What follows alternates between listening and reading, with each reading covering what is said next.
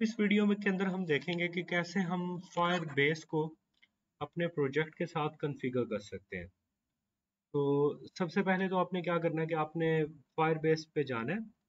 Firebase पे जाके आपने फायरबेस कंसोल पे जाना है। तो फायरबेस कंसोल पे जैसे ही आप आओगे तो यहाँ पे आपने क्लिक करना है क्रिएट न्यू प्रोजेक्ट पे।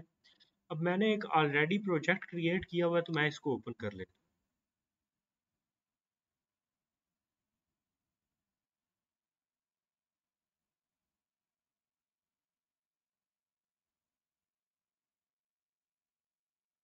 अब अगर आप देखो तो यहाँ पे प्रोजेक्ट ओवरव्यू के ऊपर यहाँ पे मैंने ऑलरेडी जो है ना दो ऐप्स ऐड की हुई हैं, क्योंकि मैं दो ही ऐप्स को यूज़ कर रहा हूँ।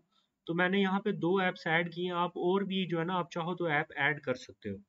यहाँ पे आपके पास प्लस ऐड ऐप का ये जो ऑप्शन है आप इस पे क्लिक करोगे, और जैसे ही आप इस पे क्लिक करोगे तो ये आपको मल्टीपल ऑप्शंस जो है ना वो शो करवाएगा। आप एप्पल की जो ऐप है वो भी ऐड कर सकते हो, एंड्रॉयड ऐप भी ऐड कर सकते हो, वेब को भी ऐड कर सकते हो।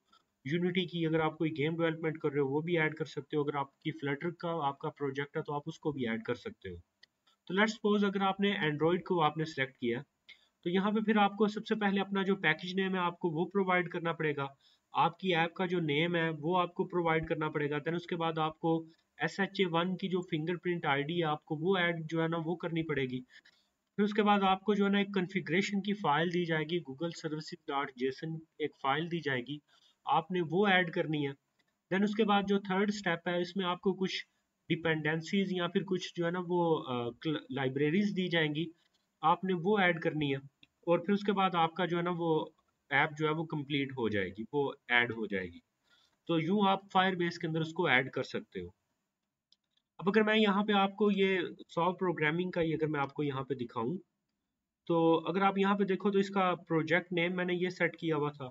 एक दफ़ा ये जो प्रोजेक्ट आईडी है ये बस एक दफ़ा सेट हो जाए तो इसको आप चेंज नहीं कर सकते। फिर उसके बाद यहाँ पे अगर आप नीचे आओ, तो ये नीचे इसके जो है ना मैं वो जो मैं आपको बता रहा था कि आपने SHA फिंगरप्रिंट जो है ना वो आपने ऐड करने हैं। तो मैंने यहाँ पे इसके ना तीन फिंगरप्रिंट्स ऐड किए हुए हैं। एक फिंगरप्रिंट ये जो सबसे वेरी फर्स्ट मेरे पास ऐड है ना, ये अभी मैं जो आपको ना मैं कैसे ऐड करना है ये मैं अभी आपको दिखाता भी।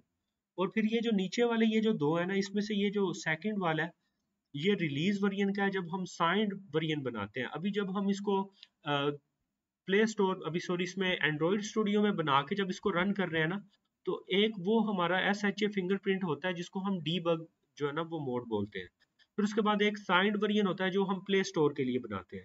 फिर उसके बाद जब आप इसको प्ले स्टोर के ऊपर अपलोड कर देते हो तो एक SHA1 आईडी एक जो है ना उसकी भी अपनी भी होती है प्ले स्टोर की। तो हम मैंने इसलिए यहाँ पे जो है ना ये फिर तीन जो है ना वो ऐड कर दी है। तो एटलीस्ट आपने जो है ना एक ये डीबग वाला जो है आपने लाजमी ऐड करना है अगर आप गूगल लॉगिन को यूज कर रहे हो तो। अब इसको निकालना कैसे है ये मैं आपको बताता हूँ। आप एंड्रॉइड स्टूडियो में जाओगे, एंड्रॉइड स्टूडियो में जाके आपको यहाँ से ना नीचे से तीसरे नंबर पे ऑप्शन शो होगा टर्मिनल का। टर्मिनल आपने ओपन कर लेना है। टर्मिनल ओपन करने के बाद यहाँ पे आपने ना एक ग्रेडल की कमांड रन करनी है। अगर तो आपके पास एंड्रॉइड स्टूडियो पुराना है ना, तो उसमें आपको यहाँ से जो है ना वो ग्रेडल के अंदर जाके सेटिंग्स के अंदर जाके यहाँ पे ग्रेडल का ऑप्शन होता है, तो वहां से आपको मिल जाता है। लेकिन नए के अंदर ऑप्शन मौजूद नहीं है, तो हम वो कमांड रन करके जो है ना उसको निकाल सकते हैं। आप यहाँ पे लिखोगे डॉट स्लैश, आगे आ जाएगा ग्रेडल डब्ल्यू, और फिर उसके बाद हम जो है ना साइनिंग रिपोर्ट जो है इसकी वो ओपन करेंगे। साइनिंग रिपोर्ट, तो ये इसकी ये कमांड है। ये कमांड हम लिख के जो है ना जैसे ही रन करेंगे तो वो इसकी SHA1 जो भी फिंगरप्रिंट है वो इसका जो है ना वो हमें स्क्रीन के ऊपर शो करवाएगा। अब जैसे ही मैं इसको रन कर रहा हूँ तो सबसे पहले इसका ग्रेडल डेमन जो है वो रन करेगा। देन उसके बाद जो है ना वो स्क्रीन के ऊपर इसकी SHA1 और SHA मेरे ख्याल से 256 ये दो आईडीज जो है वो स्क्रीन के ऊपर शो हो जाएंगी।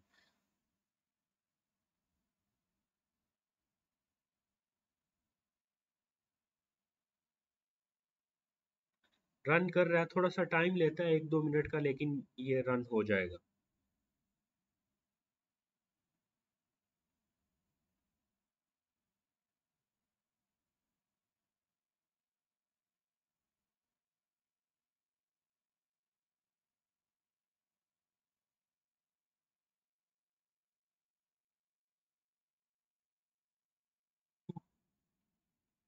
एडमिन ऐप के लिए रन हो चुका है, अभी एंड यूजर ऐप के लिए जो है ये रन हो जाएगा।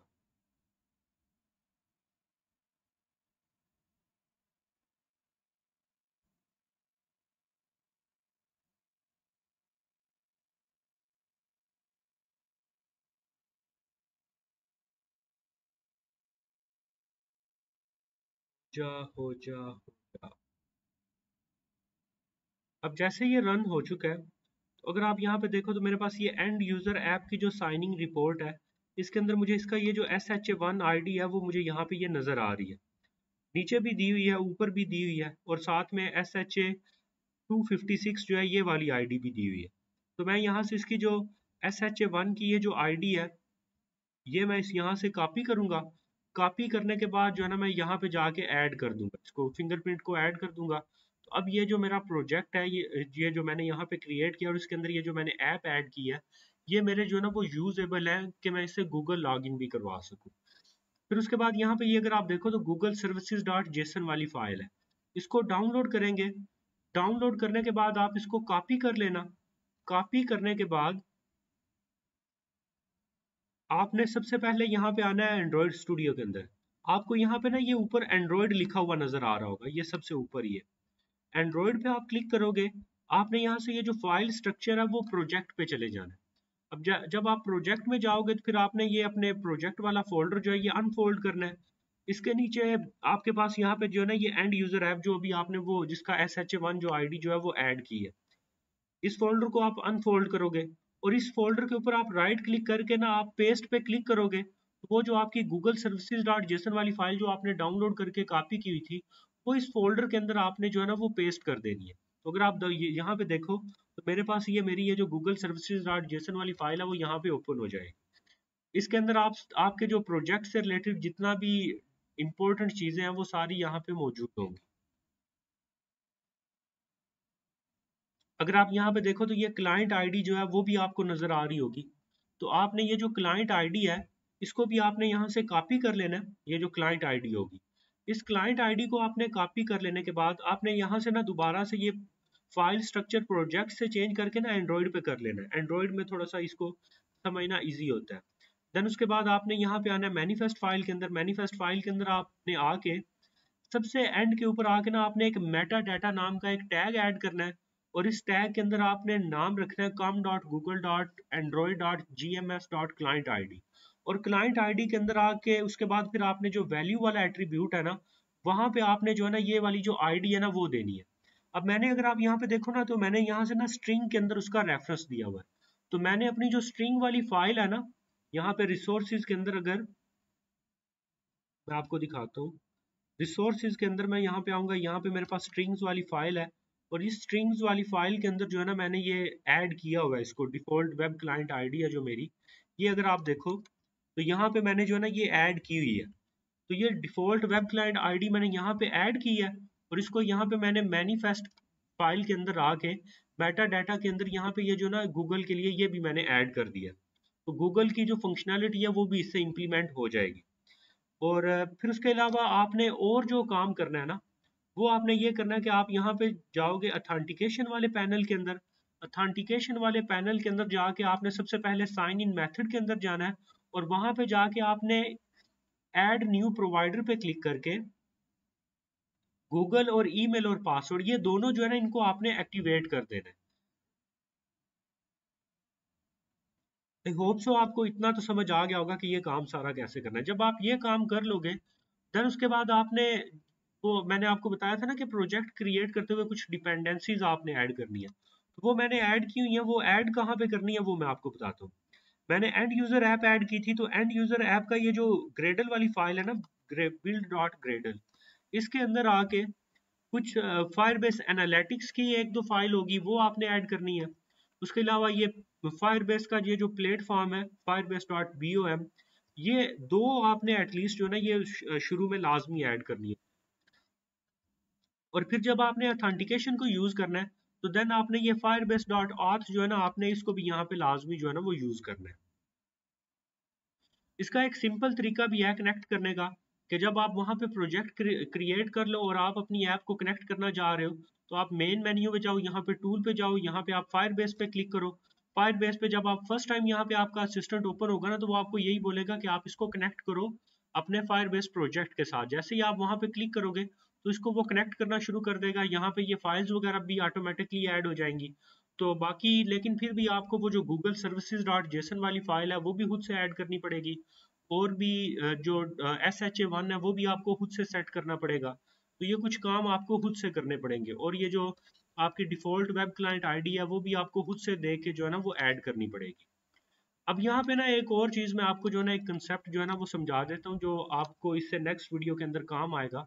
तो वो मैं आपको बोर्ड पे यहाँ पे व्हाइट बोर्ड पे समझाता हूँ, तो वो इससे नेक्स्ट वीडियो के अंदर आपके काफ़ी काम आए। अब जब मैं फायरबेस ऑथेंटिकेशन को यूज़ कर रहा हूँ ना, तो अगर मैंने उससे साइन अप करना है या लॉग इन करना है, तो उसके लिए मेरे पास जो है ना एक क्लास है फायरबेस आथ। फायरबेस आथ है, इसीलिए क्लास हम यूज कर रहे हैं, इसीलिए हमने जो है ना वो इसकी डिपेंडेंसी भी ऐड करनी है फायरबेस ऑथेंटिकेशन की। तो मैं इसका एक ऑब्जेक्ट लूंगा आथ, और फिर उसके बाद मैं इसको जो है ना वो फायरबेस आथ डॉट गेट इंस्टेंस से जो है ना इसको मैं इनिशियलाइज भी करवाऊंगा। तो फिर ये मेरा जो ऑब्जेक्ट है ये यूजेबल हो जाएगा।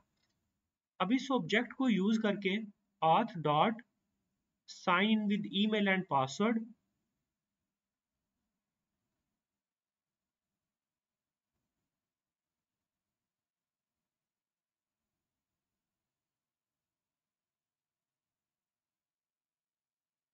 और इसके अंदर मैं अपना जो ईमेल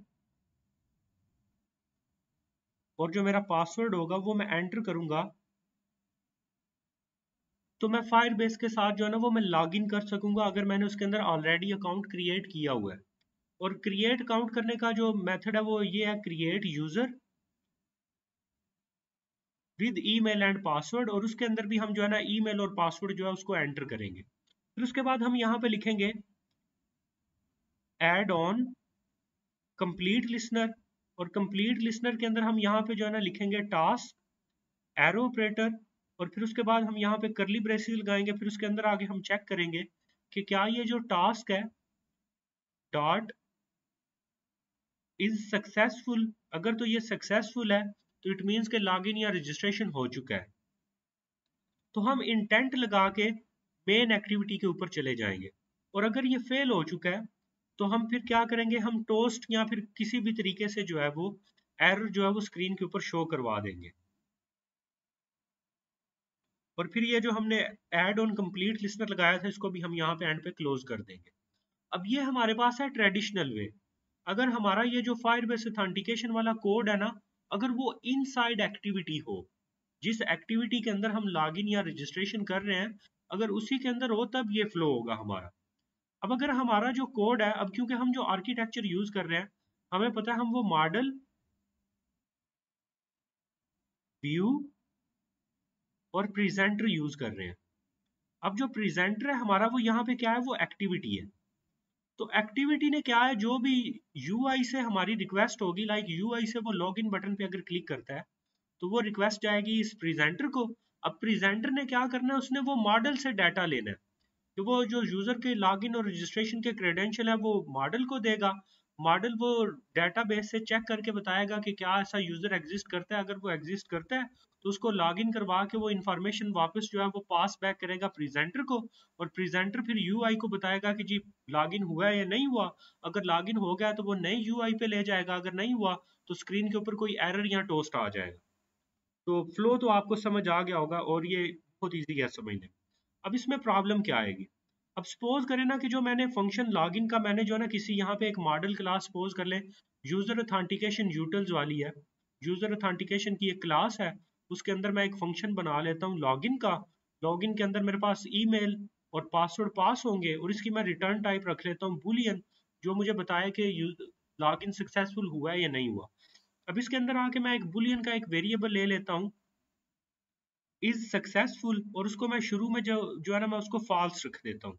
और फिर उसके बाद यहाँ पे भी मैं वो फायरबेस ऑथेंटिकेशन का ऑब्जेक्ट लेता हूँ। ऑब्जेक्ट लेने के बाद ऐड ऑन कंप्लीट लिस्नर में आऊंगा, फिर उसके बाद is task dot is successful के अंदर आऊंगा। अगर टास्क मेरा सक्सेसफुल होगा तो मैं ये जो मेरा इज सक्सेसफुल है इसको मैं ट्रू कर दूंगा, क्योंकि मेरा लॉग इन ट्रू हो चुका है। और अगर वो फॉल्स होगा तो मैं एल्स वाले पार्ट में उसको जो है वो फॉल्स कर दूंगा। और फिर ये जो फायरबेस ऑथेंटिकेशन का जब ये जो कोड है वो रन हो जाएगा, तो मैं एंड पे जो है ना इसको रिटर्न करवा दूंगा ये इज सक्सेसफुल को। अब अगर इसमें ट्रू या फॉल्स होगा तो वो हमें पता चल जाएगा। लेकिन ये काम नहीं करेगा। काम क्यों नहीं करेगा?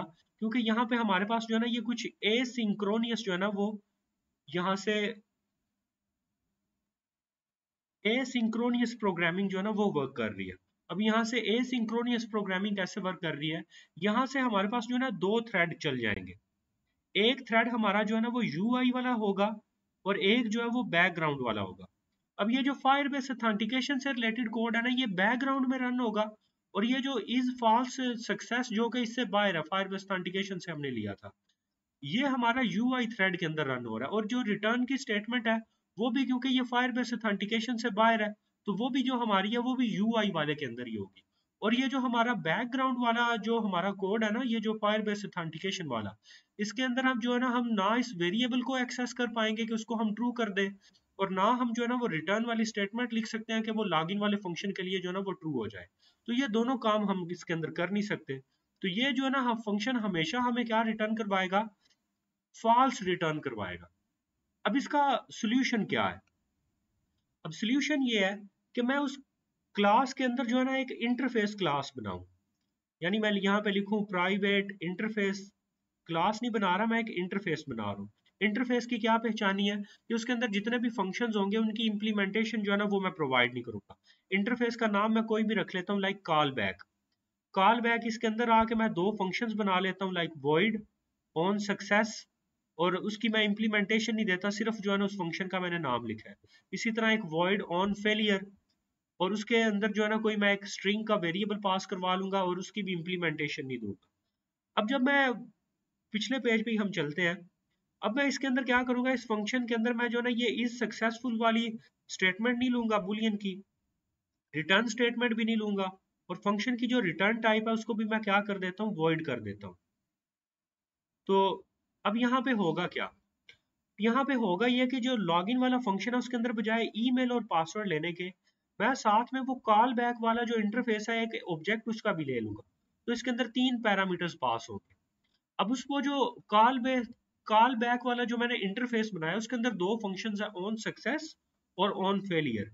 तो जैसे यहाँ पे मेरा जो टास्क है वो इज सक्सेसफुल होगा, तो मैं यहाँ पे जो है ना वो इस कॉल बैक वाले ऑब्जेक्ट की मदद से जो यहाँ पे एज पैरामीटर आ रहा है, मैं यहाँ पे ऑन सक्सेस वाला जो फंक्शन है ना वो कॉल कर दूंगा, और एल्स वाले पार्ट के अंदर जो है ना मैं ऑन फेलियर वाला फंक्शन कॉल कर दूंगा।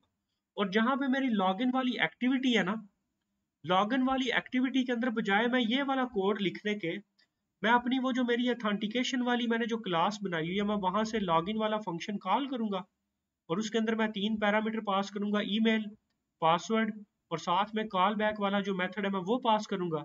और कॉल बैक वाला मेथड पास करने पे मेरे पास क्या होगा, उसके अंदर दो फंक्शंस हैं जो कि मैंने ओवरराइड करने हैं, क्योंकि उनकी मैंने इंप्लीमेंटेशन नहीं दी कि वो क्या करेंगे। मैं यहाँ पे लिखूंगा ओवरराइड, ओवरराइड के बाद मैं लिखूंगा ऑन सक्सेस। ऑन सक्सेस के अंदर आके जो है ना मैं बताऊंगा कि अगर लॉगिन सक्सेस हो जाए तो मैं इंटेंट के जरिए दूसरी एक्टिविटी पे जाऊंगा, और ऑन फेलियर के अंदर जो भी मैसेज आएगा उसको मैं स्क्रीन के ऊपर टोस्ट करवाऊंगा। अब एक दफा इसको कोड के अंदर मैंने इंप्लीमेंट कैसे किया हुआ ये मैं आपको अगली वीडियो के अंदर दिखाता हूँ, कि लॉगिन को कैसे जो है ना वो मैंने इस कॉल बैक मैकेनिज्म को यूज करते हुए एसिंक्रोनियसली जो है ना आर्किटेक्चर को भी इंप्लीमेंट किया, और कैसे मैंने अपने कोड को रीयूजेबल बनाया। तो इससे नेक्स्ट वीडियो के अंदर आप वो मैं आपको दिखाता हूँ।